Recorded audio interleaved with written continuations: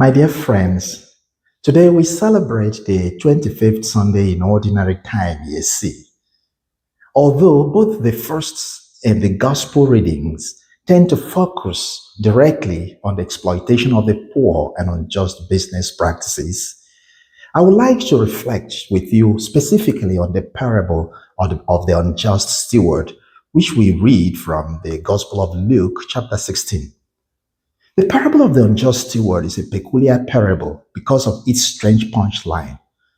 Now, why does Jesus praise the dishonest steward? Or what is there about his actions that Jesus finds good and worthy of emulation? Now, the parable of the dishonest steward is about a person who was charged with the responsibility of managing another person's property. But unfortunately, he squandered his master's wealth in a dishonest way. When the master discovered that his property is being mismanaged, he summoned the steward to give an account of his stewardship. He consequently decided that he has to dismiss the steward. But before the steward goes to account to his master, he called his master's debtors one by one and pretended as though he was reducing their debt in an attempt to ensure favor for himself. Thus, he forfeited the interest and the fees he added to the official value of the property. His hope was that by giving back to the debtors what was his own, they would appreciate his generosity and could be kind to him after he lost his job. It is this action that the steward puts aside his greed and takes the longer perspective in order to enhance his security, which is commended by the rich man. However, the steward is called dishonest because he is not serving the interest of the master. Now, the startling part of the parable is that Jesus praises the dishonest steward by saying, "I tell you, make friends for yourself with dishonest wealth, so that when it fails, you'll be welcome into the eternal dwellings." What does this mean? But remember that Jesus often used parable to grab the attention of his audience. And if you will, his intention is always to get rid of people's short-term values and make them imagine something higher, something bigger, something that has eternal value. Therefore, Jesus makes the point that even dishonest people act prudently in regard to their future. How much more prudently should honest and just people act in regard to their own future? This emphasis comes out more clearly in the statement that he makes. For the children of this world are more prudent in dealing with their own generation than the children of the light. This distinction between the children of the world and the children of the light is very significant. The children of the world refers to those who live for worldly pursuits.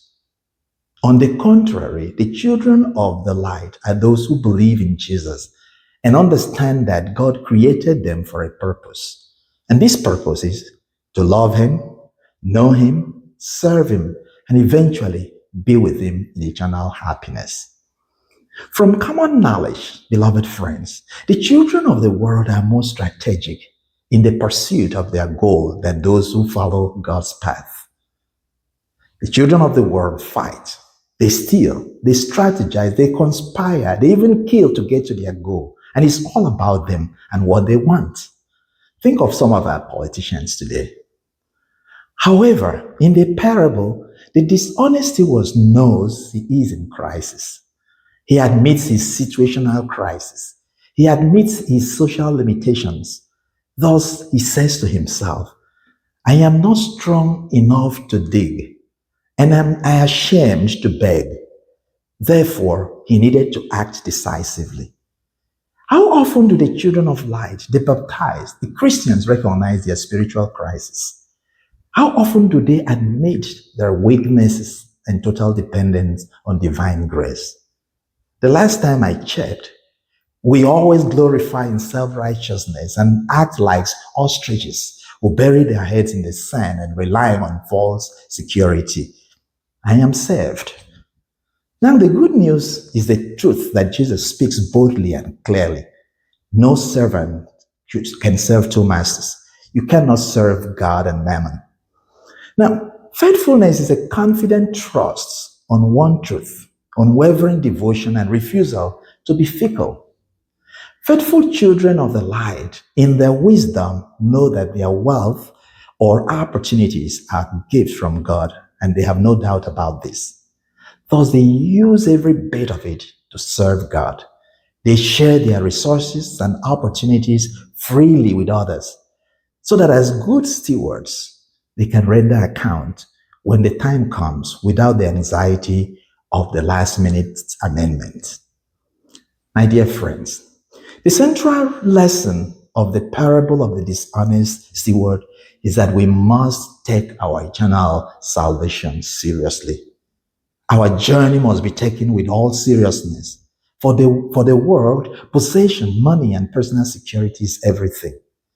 They would do everything to protect it and even to gain more. But for those of us who have been called, who have been chosen, our relationship with wealth and possession is different, or should be different. The Christian understanding of wealth and possession is that these are not for personal arrogance or self-indulgence, but these are tools to use in serving God. And as stewards, we must use them according to God's terms. God's terms means not placing hope in the wealth, but in God, being content with what we have and using our wealth ethically to bless others and glorify God. Beloved friends, let us admit our spiritual crisis and take the time now to start practicing generosity, give to the needy, support ministries and social services, and invest in good works and good relationships that have eternal value. And when we do this, we belong to God, even as He loves us. May God bless you.